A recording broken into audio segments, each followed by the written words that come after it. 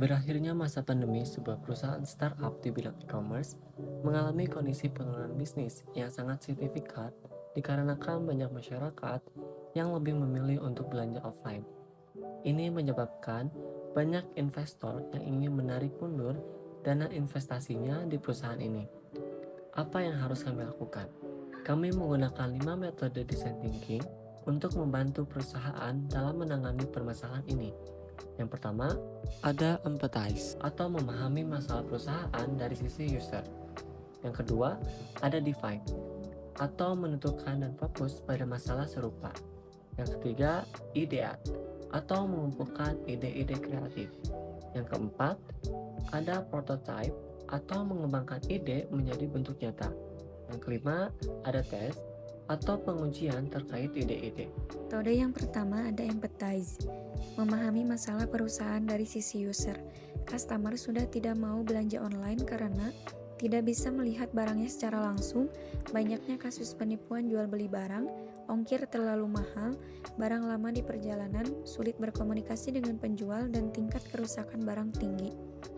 Memahami masalah dari sisi investor, dividen yang diterima investor tidak akan maksimal atau tidak akan ada pembagian dividen jika perusahaan mengalami kerugian, dan tingkat kepercayaan pada perusahaan startup ini akan menurun.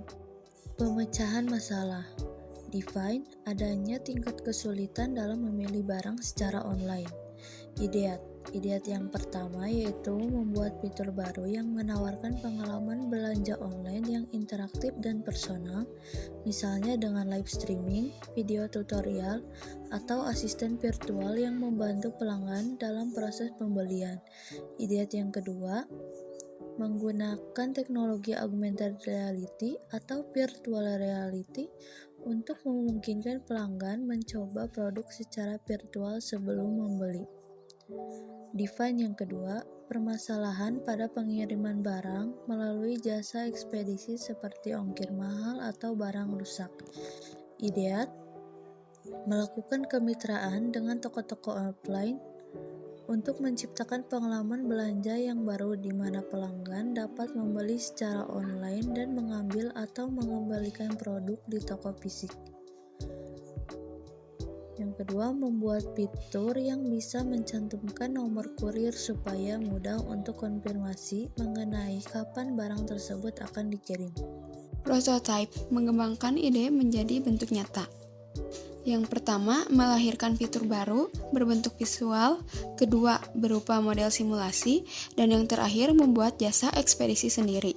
Pengembangan metode prototype di atas bisa lebih dikembangkan lagi supaya bisa menarik kepercayaan customer, para investor, dan calon investor terhadap perusahaan startup ini lagi.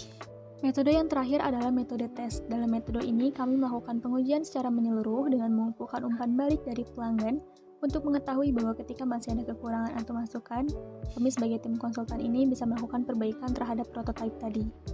Lalu kami juga mempresentasikan rencana aksi kami kepada manajemen perusahaan dan selalu melibatkan tim manajemen startup untuk memastikan bahwa solusi yang dihasilkan oleh kami itu bisa mengatasi permasalahan yang dihadapi oleh perusahaan startup ini dengan cara yang inovatif dan solutif.